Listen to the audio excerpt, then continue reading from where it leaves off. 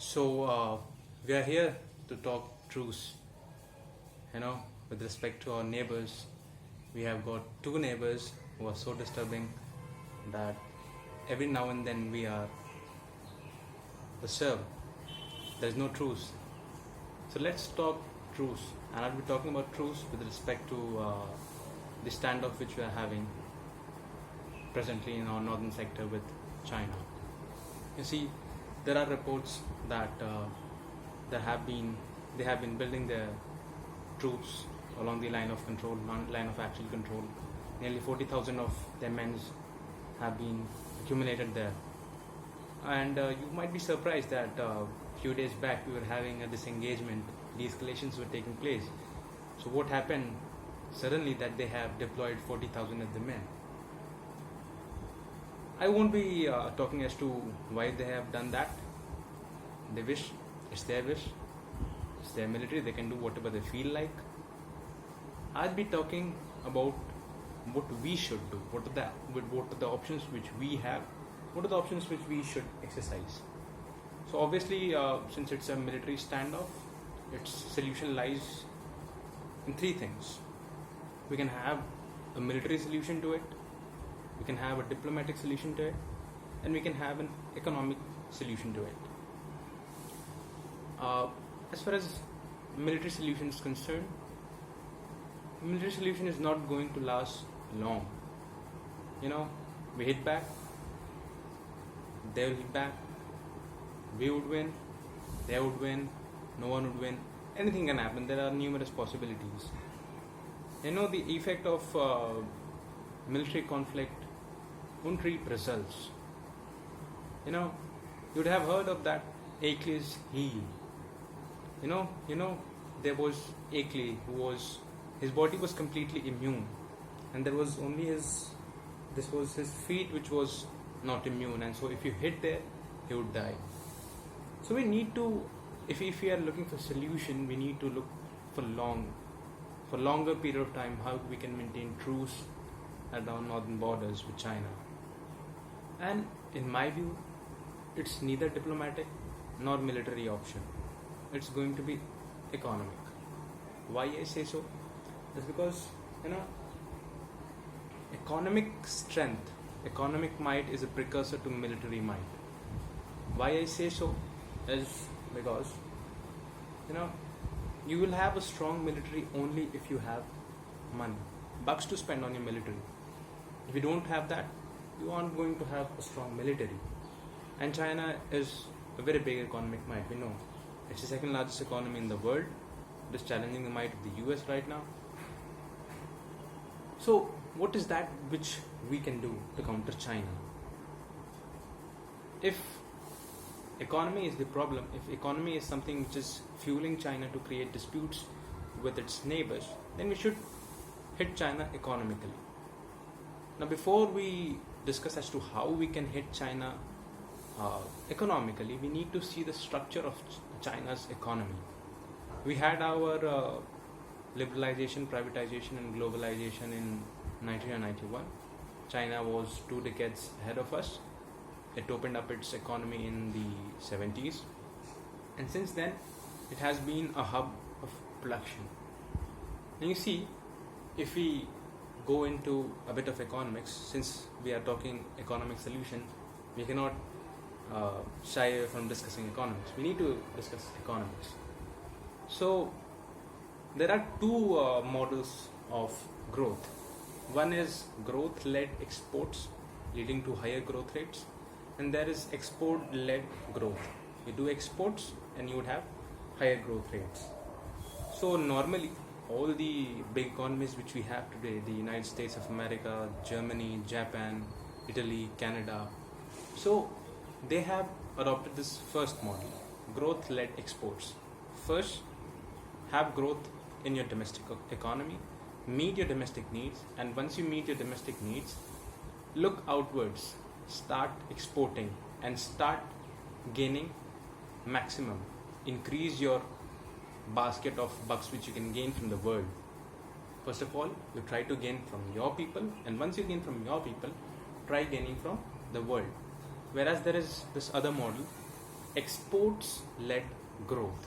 So what happens what happened in the early 1990s and the late 1980s? This South Asian countries, Malaysia, Indonesia, Thailand, what they did, Taiwan also, what they did was that they focused on export-led growth. They said that first we will start making bucks from outside the world, and the bucks which we get from outside of the world, we'll be utilizing it in our economy. So in the long run, what happened is that their economy boomed and they became big economic powers, not as big as America or Germany and France, but yes, they were becoming a might in the Asian continent.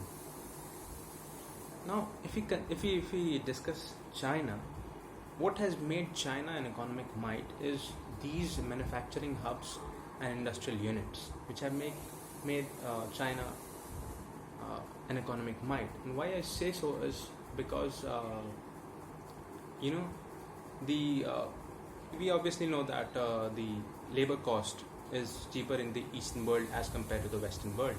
So obviously the industries and the manufacturing units would love to settle their production units in the East rather than establishing it in the West.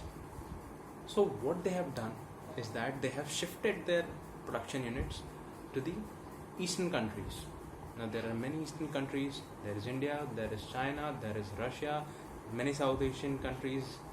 So the question arises as to why they started setting up in China and why not in India, or why not in any other South Asian nation, or in fact for that matter Russia. So the reason behind that is that China is a communist country. You cannot talk about rights in a communist country. And as far as in setting up of industries is concerned, the statutes which are related to industries and labors, it needs to be pro-industrial industries. Wherever it is pro-industries, you will see that the industries are keen to go there. If it is anti-industry and pro-labor, industries hesitate to go there. And that's the thing which is happening in the Asian continent. Look, for example, India. All our labor laws are very much anti-industrialist. They are pro-labor. They have been formulated a century ago. Trade Unions Act 1925. It's a century long. It's a century old statute, and so it cannot keep up with the pace which India requires now, a century later. And we have n numbers of restrictions on the industries. Let me give an example. If we compare India and China, what's the difference? If there is one factory in India, it is inspected by nearly 25 to 30 inspectors under different statutes. Okay? Go to China, there's one factory and it is inspected by maximum of 2 inspectors. So you can see what the difference is. There is this India where a single factory is being supervised by 25 to 30 inspectors. The industrial staffs are being harassed on n number of grounds by n number of people. Go to China, at max there would be 2 inspectors. So what would an industrialist look for? It will obviously look for a place where there are liberal statutes, so that he has a working environment in which he could produce the maximum. And China is offering them that, what they require. And so what happens?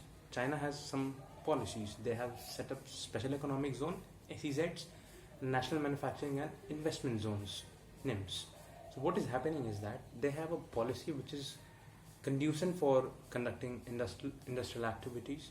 And so all of the big Western companies which has to do its production is setting up its manufacturing units and everything, office and all that in China. What does it do? There will be more and more exports from China. Exports would be more, imports would be less. You would have balance of payment. If you would have read economics, you would be knowing what is balance of payment. You would have balance of payment. Your economy would not be the one which is running in deficit. Your economy would be one which is running in surplus. What happens? What is a deficit economy? What is an economy which is in surplus? So every country, every government has some requirements, some spending which needs to be made for the welfare of the masses, and it has got some revenues, earnings. So when this spendings is more than your earnings, you are an economy in deficit, and when your spendings is less than what you earn, you are an economy in surplus. So if the more and more you export, you will be in a position to export only when you have domestic sufficiency and plus surplus. If you are having surplus, you are earning from the domestic economy and the outside economy as well. So obviously you will have a balance of payment. Your economy would be the one which has surplus and it is not in deficit. Same is the case. India has never been an economy which has been in surplus.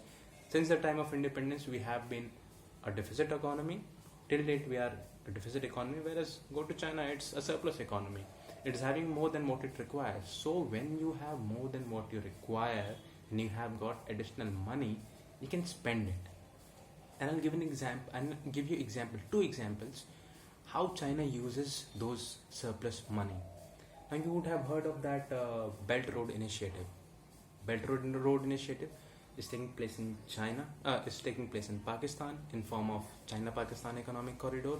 It's taking place in Bangladesh. It is taking place in Myanmar. You would have heard that China has completed rail lines till Europe. It is doing a numerous construction, huge construction in the African countries. So it is giving money, it is doing construction activities, and it is laying a trap. What is that trap? That is a debt trap. I'll give you money, do some construction activities. Once it is complete, I will ask you pay it back. Since I have surplus money, all my demands are met. I have this amount of money extra with me. Now let me play with this money. And China is exactly doing that. He's playing. It is playing with that money. It is investing. It is giving loans to poor countries like Pakistan, Myanmar, Bangladesh, and all the African nations. Now, once you have given loan, even Sri Lanka is also included in that. Once you give loan, once you do all the construction activities, you need to get back those money.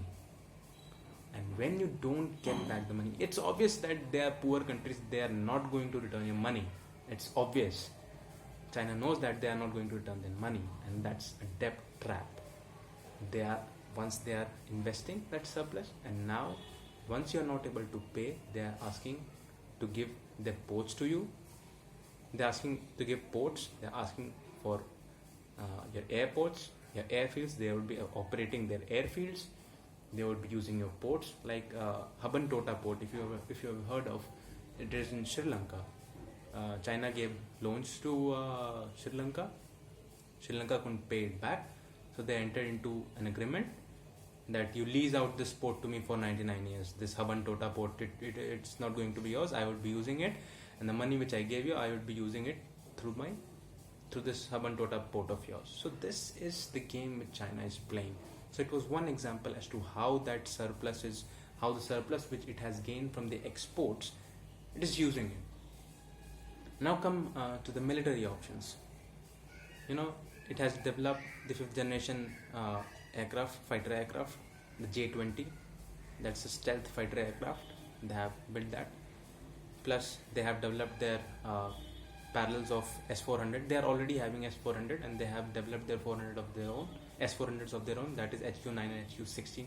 They are having it, but India is not having it. Why? Because we are an economy in deficit, and they are an economy in surplus. We are not able to meet our domestic requirements. We need to look more. Where is the money? We need more for our domestic consumption itself. So we are not having additional. How can we utilize it? We can neither utilize it militarily. We can neither utilize it diplomatically. Whereas China is using to do both of them. So you saw that its diplomatic might in Pakistan, Bangladesh, Myanmar, Africa, its military might in terms of purchasing equipments, S-400, HQ-9, HQ-16, all this is because they have got money. Deprive them of money, hit at its economy, let its economy collapse, it will obviously become weak. As I said, that economic might is a precursor to military might. So, the fall of economic might would automatically lead to the fall of the military might. And that's the reason. And what we can do, if you would have heard news that was in today's newspaper, US Secretary Mike Pompeo, he said that the world is looking up to India. And the world is looking up to India. It's looking up to India to check this growing Chinese Communist Party. And how it can check? He said that the world, including the United States of America, is relying on India. For what? For the transfer. These manufacturing hubs are the ones who are making exports, and through which China is earning. Once these companies get out of China and establish themselves in India, the same might, economic might which China was having, India would be having it now, because India would have numerous companies which are making numerous productions, meeting the domestic needs, exporting the surplus outside. It's not like that we are not exporting today. We are exporting today, but even the production level which we have today, the exports level which we have today, we are not able to meet our we are not able to do away with that deficit in terms of economy. Our import is more than export, so we need to have much more export. How there will be much more export? When different companies from the world would come and set industries in India. Different companies, and n number of companies are there to come. America is talking about free trade, coming and setting up dairy products here, industries related to dairy products here, and different countries of the world, when they would come, they will add up to our exports, and when the exports add up, we will be able to meet that gap which is there between the imports and exports. And once it happens, we will also become an economy in the surplus. And along with that, what would happen is that China on the other side would be lagging behind. Its exports would fall, and when the exports would fall, the money which it was using for diplomacy, the money which it was using for military advancement, it won't be having it. Plus, you are going to have that money for diplomatic use, for military use. And let me tell you that as far as strategic advantage is concerned, we are having a strategic advance against China. Why I say so? Because look at the Air Force. Our borders with China is along Tibet. Tibet is said to be the highest battlefield in the world. There is no battlefield higher than Tibet. They are huge plateaus. They are located at 14,000, 13,000, 11,000, 10,000 feet. The least height which is there in the Tibetan plateau is 10,000 feet. 10,000 to 14,000. The least is 10,000. All their air bases are on heights, and our all air bases are in the Indo-Gangetic plain, 1,000 to 5,000 feet. The highest airfield, only one, is Daulat Beg Oddi, which is 10,000 feet, and their lowest airfield is Chendung, that is 9,700 feet.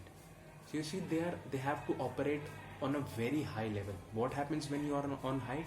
You see, that air starts becoming thinner as you grow, as you go up. So when you go up, there is lesser air. The engines of the aircraft need air for combustion of fuel. The more the high you are, the lesser the air you have. So the lesser the air you get for the combustion of fuel, so your payloads would be less. You would face difficulty in flying your aircraft. Your aircraft would be gasping for breathe. But that's not the case with India. India is having numerous, and we have many. I don't have that photo, or I would have shown it to you. We are having many air bases in that Indo-Gangetic plain, but China is not having that because it is a Tibetan plateau. Very less airfields they are having, and that too on a very high height. So if you want peace, long-lasting peace, we need to hit at its economic might, at China's economic might. Once we hit at the economic might, its military might falls flat on its face. and with its military might falling flat on its face, we will be having no military threat from the People's Liberation Army. Our borders are secure, we are at peace. Thanks.